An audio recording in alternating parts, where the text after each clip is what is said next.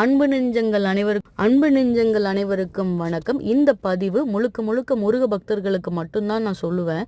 இந்த தைப்பூசத்துக்கு முருகர் என்கிட்ட என்ன கேட்டிருந்தாரு, நான் முருகருக்கு என்ன செஞ்சேன் அப்படிங்கிறத நம்ம பார்க்க போகிறோம். ஒவ்வொரு முருக பக்தர்களுக்கும் நல்லாவே தெரிஞ்சிருக்கும், நம்மளுடைய கஷ்ட காலங்கள்லையும் இக்கட்டான சூழ்நிலையிலையும் முருகர் நான் இருக்கிறேன் அப்படிங்கிறத யார் மூலியமாவது கண்டிப்பாக உணர்த்தியிருப்பாரு. இது எல்லாருமே கிராஸ் பண்ணி வந்திருப்பீங்கன்னு நான் நம்புகிறேன். நான் ஒரு தீவிரமான முருக பக்தை.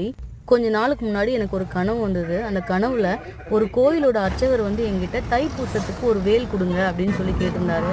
காலையில எழுந்த உடனே எனக்கு ஒண்ணுமே புரியல. என்னடா இது, நம்ம வேண்டி விட்டுட்டோமா இல்லை முருகரே நம்ம கிட்ட கேட்குறாரா அப்படின்ட்டு என் கணவர்கிட்ட போய் சொல்லும் போது என் கணவர் என்ன சொன்னார்னா, நீயாச்சு உன் முருகராச்சுப்பா, நீ முருகர்கிட்டயே கேட்டுக்கோ அப்படின்னு சொல்லிட்டாரு. சரி, திருப்பி நம்ம முருகர்கிட்டயே கேட்கலான்னு சொல்லிட்டு, நீங்கள் ஏதாவது என்கிட்ட சொல்லணும்னு நினைக்கிறீங்கன்னா இன்னொரு வாட்டி ரிமைண்ட் பண்ணுங்க ப்ளீஸ் அப்படின்னு சொல்லி நான் முருகர்கிட்ட சொல்லிட்டு விட்டுட்டேன். ஒரு 3லேருந்து 4 நாள் கழிச்சு திருப்பியும் அதே கனவு எனக்கு ஒரு திருநங்கை மூலியமாக அவர் தைப்பூசத்துக்கு எனக்கு ஒரு வேல் எடுத்து கொடு அப்படின்னு அவர் சொல்கிற மாதிரி எனக்கு ஒரு கனவு. உலகத்தையே படைக்கிறவர், அவருக்கு நம்ம கேட்டு கொடுக்காம இருக்க முடியுமா? சரி, வாங்கிடலாம், கொடுத்துடலாம் அப்படின்னு நானும் முடிவு பண்ணிட்டேன். எல்லாருக்குமே தெரியும் தைப்பூசம் அன்னைக்கு கோயிலில் எவ்வளோ கூட்டம் இருக்கும்னு. நான் தைப்பூசம் அன்னைக்கு தான் நான் போய் அந்த வேலை வாங்கிட்டேன். மறுநாள் காலையில் கொண்டு போய் கொடுத்துடலாம் அப்படின்னு முடிவு பண்ணிட்டேன்.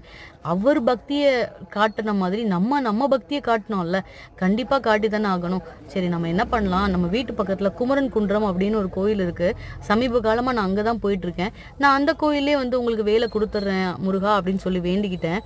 கேட்டவருக்கு நம்ம பக்தியை காட்டியே ஆகணுங்கிறதுக்காக நான் மறுநாள் காலையில் ஒரு 4:45 மணி இருக்கும்.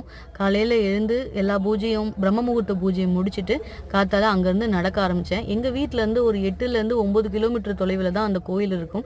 ஸோ காலையில் நடந்தே போய் முருகருக்கு அந்த காணிக்கை செலுத்திடலான்னு முடிவு பண்ணிட்டேன். காலையில் போகிறது ரொம்ப பீஸ்ஃபுல்லாகவும் இருந்தது. அதுவும் முருகன் நினச்சிட்டு போகும்போது மனசுக்கு அப்படி ஒரு குட் வைப்ரண்ட்டாக இருந்தது. நான் போன நேரத்தில் முக்கியமாக என்ன நடந்ததுன்னா, அந்த கோயிலில் வேல் பூஜை நடத்துவாங்களாம். எனக்கு தெரியாது. ஃபஸ்ட் டைம் அந்த வேல் பூஜையில் நான் கலந்துக்கிட்டேன். அப்புறம் தான் என்கிட்ட சொன்னாங்க, அந்த வேல் பூஜையில் கலந்துக்கிறது ரொம்ப விசேஷம் அப்படின்னு சொல்லியிருந்தாங்க. நான் போன நேரத்தில் கோயில் நட திறக்கலை. ஏன்னா முந்தின நாள் தைப்பூசம்ங்கிறதுனால கொஞ்சம் லேட்டாக தான் திறந்தாங்க.